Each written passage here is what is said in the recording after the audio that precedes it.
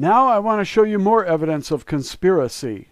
In 1984, Clinical Toxicology of Commercial Products brought out this fact, which must be considered. The case was LD50, data 1984, the year of Big Brother.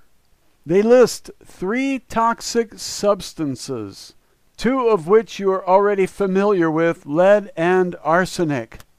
These are 2 deadly poisons, and Clinical Toxicology of Commercial Products is showing the toxicity of fluoride alongside lead and arsenic.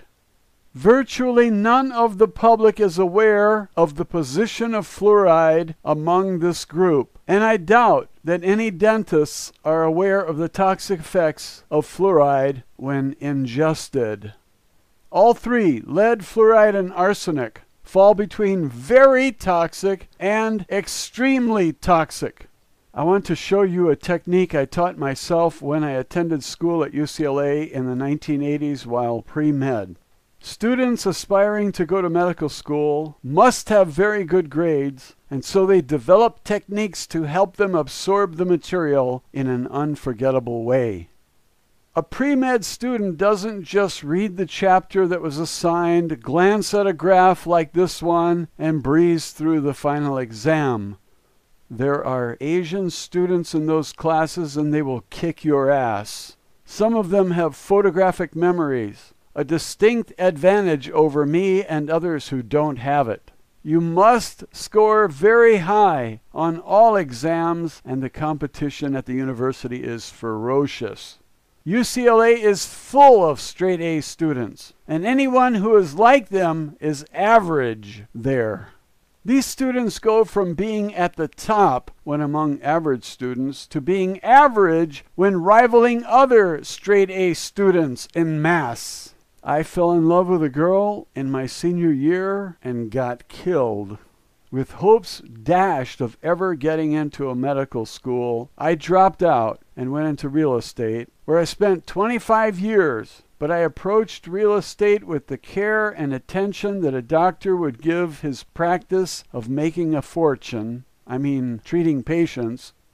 The questions that all pre-med students ask daily are, am I ready for the exam, or do I really know this material?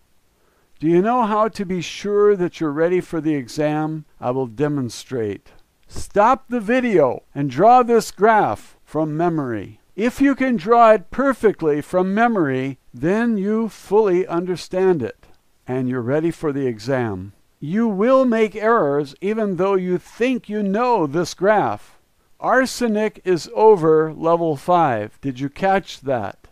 It is one of the subtleties of this graph. I didn't the first time, and so drawing the graph from memory is essential in conveying information that is on the graph to your mind with precision and completeness.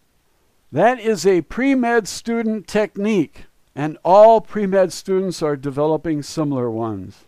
King Philip came over from German soil. Kingdom, phylum, class, order, family, genus, species. This is how we classify living things. It's easier to remember King Philip came over from German soil. Now we will never forget it. No dentist is aware of what you see on the screen right now. I assure you of that. None of them are able to draw this graph. They don't know where fluoride resides there between lead and arsenic, 2 well-known poisons that kill. I would say that fewer than 1 in 10,000 would even place fluoride between lead and arsenic in toxicity. They just don't know the facts. And if they don't know, the people also don't know. Do you think the politicians know or care to know? Notice that no dentist is speaking out about the damage done to teeth by fluoride. They work on teeth all day. Do you think they missed the fluoridosis that is on so many teeth that come through their dentist chairs? Why do you suppose dentists are protecting fluoridation of our drinking water? Fluoride is good for business. That's why. Again, it's all about money, not dental health. Dentists aren't going to reveal the truth. Dentists are going to protect their racket.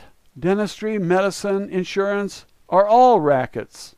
Each is a conveyor belt carrying your money to the top of the pyramid where you see the creepy, all-seeing eye. The entire society is structured as one giant conveyor belt, and all the professions are in on the scam. Fluoride is a toxin. Is there any argument about that? It damages the body and therefore should not be put into our water. Do you agree or not? Pay close attention to the markings of each of these toxins. Where is lead? Lead is right at level 4, which means very toxic, isn't it? Notice that fluoride is just above that. Why don't you take a close look at this graph and see if you can come up with the number for fluoride. I will help you by coming in for a close-up. How's that? Can you see it any better? Fluoride appears to fall about 1/3 of the way between level 4, which is very toxic, and level 5, which is extremely toxic. So fluoride is somewhere between very toxic and extremely toxic, isn't it? Can we all agree on that? This industrial waste should not be consumed in any quantity by animals or people. Do you agree? They are feeding it to animals.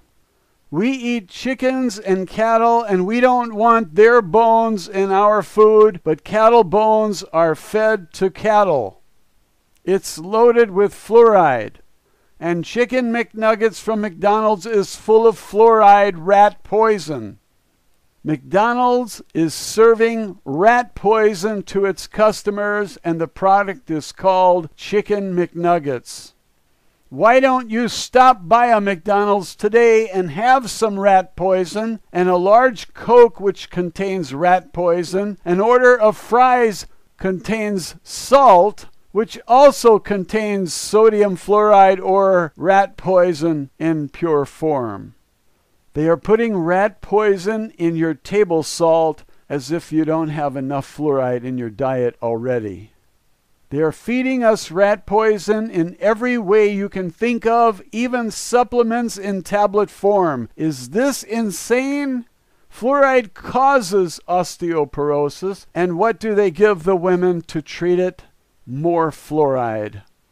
Osteo means bones, and porosis means an affliction characterized by porous bones. Fluoride replaces calcium in bones, making bones porous and brittle. Most hip problems are related to fluoride poisoning. Look it up. To give patients fluoride when the affliction is caused by fluoride is like putting a pneumonia patient into the freezer for a good chill. It's insanity. This is what government does. Fluoride falls between level 4, which is very toxic, and level 5, which is extremely toxic. I would read this number as about 4.3, and I'm wondering if you agree. Arsenic appears to be over level 5, doesn't it? So what would you say the Environmental Protection Agency would allow in parts per billion for these deadly toxins, lead, fluoride, and arsenic? I'll give you a clue. The maximum amount of lead allowed is 10 parts per billion. The maximum amount of arsenic is 15 parts per billion. What do you suppose fluoride is located in between the two? A medical student would guess 12.5 parts per billion, and that would be an appropriate answer. But look at the fact in this graph. This is going to make you very angry. Talk about being thrown under the bus. The EPA allows a whopping 4,000 parts per billion. We were expecting 12.5 or 13, but not 4,000 parts per billion. This is fascism. This is tyranny. This is insanity. This is cold-blooded murder by government. and not much different than 9/11. This is the destruction of bones, teeth, and neurons, so that Alcoa and the aluminum industry, the fertilizer industry, and the nuclear bomb industry can dispose of their fluoride wastes by dumping them into our drinking water, our foods, our beverages, table salts, dietary supplements, insecticides, wines, grapes, and thousands of other places. This has to have catastrophic health effects, and we are now seeing them. So what does the EPA tell the people when the people bring the health problems to the EPA? The EPA, a governmental agency, says that they will look into the maximum amount that we the people can tolerate, not the minimum, the maximum amount that we the people can tolerate. If the EPA was really interested in reducing environmental toxins, they would have banned fluoride altogether, but instead they allow 4,000 parts per billion, when we would expect 12 or 13 parts per billion. Remember what the New Zealand dentist said? Only half of the fluoride that we ingest is excreted through the urine, and the rest is absorbed by bones and teeth, the kidneys, and the liver. This proves that the EPA doesn't work for us, yet we pay them. We need to cut off their pay. We need to fire them. And secession does that very efficiently. They work for the industries that need to dispose of hazardous toxic wastes. The EPA allows these industries to dump their industrial wastes into our drinking water. We are drinking their toxic wastes that are on par with lead and arsenic, with fluoride falling between very toxic, like lead, and extremely toxic, like arsenic. Why do we need a government that does this to us? Is this the proper role of government, or do we need less government and more rights and freedoms? Do we need more truth or more government? Secession, fires all of them at the EPA, and it deals a swift blow to the rest of government as well. Secession ends fascism quickly and completely on the federal level. You will still have corruption on the state level, but we can worry about that after we get rid of this corrupt and fascist federal government. I would secondarily work for my state to break up the counties, each of which is a small sovereign nation which takes orders from no corrupt state governor. The trend today is toward yoking us all under one United Nations, with one boss to mandate all the rules that we have to follow. Whenever anyone tries to consolidate power or concentrate money, look out. You will lose every time. Always favor dispersing the power and leaving the money in the hands of those who earned it. Every time government collects your money for some common good, that money vanishes up the conveyor belt and is delivered to the creepy all-seeing eye. Fascism is evil. Communism is evil. Socialism is evil. They all take from the many and hand it to the few. This makes all of us poorer. That government is best which governs least. This is what the founding fathers found and favored. They put it into our Constitution, tying the hands of the evil government, and look what happened. The fascists and the Nazis won in the end. They control America, and America is going to the dogs. If you see it any other way, leave a comment in the comments section and straighten us out, please. We see government as thoroughly corrupt to the core, without hope of ever turning back to the rule of law and a country where citizens have rights and freedoms. This graph tells a story about government. It is corrupt. Government is not interested in the protection of our environment. It is interested in helping industry save money by disposing of their industrial waste in our drinking water, knowing very well that fluoride is as toxic as lead and arsenic. The EPA allows 4,000 parts per billion on fluoride and only 10 parts per billion for lead and 15 parts per billion for arsenic. This is fluoride poisoning of the masses. It's genocide. It's slow death. We must not tolerate anyone poisoning us, especially our own government. This is fascism, in case you don't recognize it as such. Which is more important, fascism or the U.S. Constitution to these so-called leaders? Doesn't it seem that they have lost their way? What about the professions? Are they absolved of guilt? What is more important to them, the rackets or the health and general welfare of the people? What does 4,000 parts per billion for fluoride tell you about the scientific community? What does this tell you about the EPA? What does it tell you about government? What does it tell you about the representative system? Isn't it time to dispose of all of them? Can we the people do any worse governing ourselves? I want the air to be clean. I want the water to be as pure as possible, and I want to see the confiscations of water companies reversed. The last thing we want is for these industries to have ownership of our water companies. My water company was taken over recently, and I think the reason and purpose is clear. If they own my water company, they can put as much fluoride as they want in my water. Who is going to police them?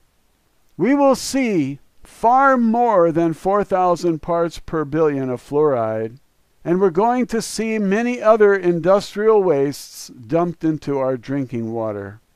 If you want your kids to drink this water, okay, do nothing. If you want to take your country back, then you better start complaining. I found 211 social networks on Wikipedia. Join them all. Get a Facebook account, Twitter, LinkedIn, and Google+. Send thousands of messages of your own brand of truth daily. Make your resistance to fascism, Nazism, socialism, communism, and totalitarianism count. We can't allow government to put out lies like this without a response from responsible citizens like you and me. Join the resistance movement and stop fluoridation of our precious drinking water.